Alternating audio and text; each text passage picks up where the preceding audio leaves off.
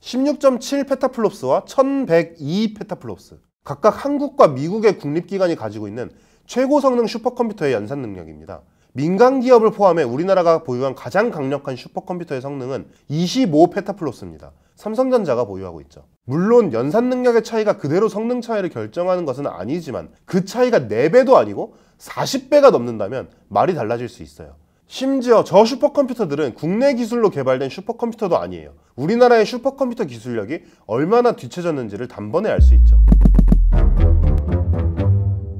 우리나라는 슈퍼컴퓨터 분야에서 굉장히 많이 뒤처진 나라입니다. 물론 IT 강국 중에서 얘기긴 하지만 명백하게 슈퍼컴퓨터 약소국이라고 할 수 있어요. 현재 우리나라가 보유하고 있는 슈퍼컴퓨터 가운데 국내에서 개발된 슈퍼컴퓨터는 한 대도 없어요. 성능도 낮죠. 한국은 2012년에 이르러서야 국가 초고성능 컴퓨팅위원회를 만들고 슈퍼컴퓨터와 관련된 투자를 나섰는데 그 당시 미국, 일본, 중국들은 지금 우리나라의 최고급 슈퍼컴퓨터인 누리온과 비슷한 성능의 슈퍼컴퓨터를 이미 만들고 있었어요. 거의 기술력으로 8년 이상 뒤처진 셈이죠. 과기정통부는 2025년까지 초당 30페타플롭스의 연산을 처리할 수 있는 슈퍼컴퓨터를 국내 기술로 개발할 계획을 세웠어요. 이 정도면 사실 완전히 때를 놓쳤다, 그냥 얌전히 포기하자, 이렇게 말해도 할 말이 없는 수준이죠.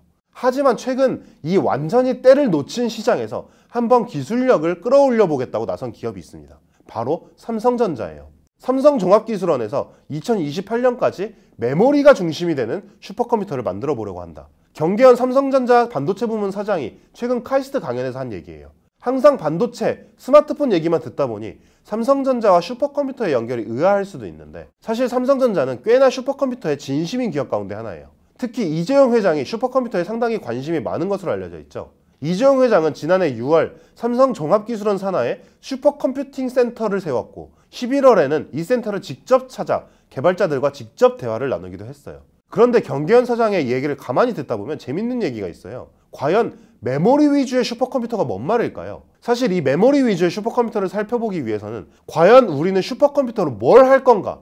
이런 소프트웨어적인 측면을 먼저 봐야 돼요.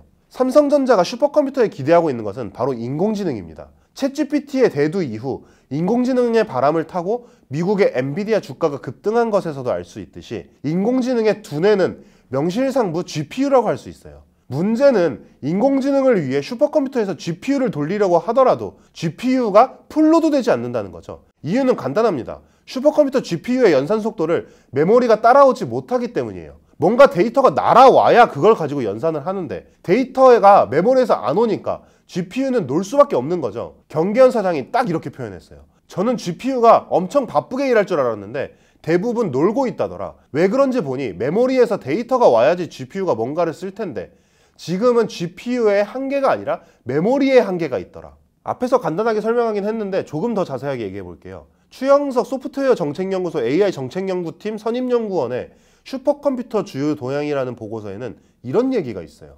GPU는 특히 연산 능력과 메모리 전송 속도의 차이가 크기 때문에 연산 강도가 낮은 알고리즘의 경우 상당한 폭으로 성능이 저하된다. 이게 무슨 말이냐면 CPU가 엄청 어려운 연산을 해내는데 특화된 유닛이라면 GPU는 쉬운 연산을 굉장히 빠르게 많이 해내는데 특화된 유닛이에요. 그러니까 예를 들자면 CPU가 99,999 곱하기 99,999를 계산하는 데 쓰이는 유닛이라면 GPU는 1 더하기 1을 1초에 99,999번 하는 데 쓰이는 유닛이라는 얘기죠. 그리고 의외로 인공지능 알고리즘에서는 어려운 계산을 해내는 것보다 쉬운 계산을 여러 번 해내는 게 훨씬 중요합니다. 그래서 인공지능 테마를 타고 GPU 기업의 주가가 하늘 높은 줄 모르고 고공행진하는 거죠. 문제는 GPU가 급속도로 발달하면서 1 더하기 1을 1초에 9999가 아니라 수백만, 수천만 번 해버리니까 그걸 메모리에서 데이터가 전송되는 속도가 못 따라가는 현상이 발생한다는 거예요.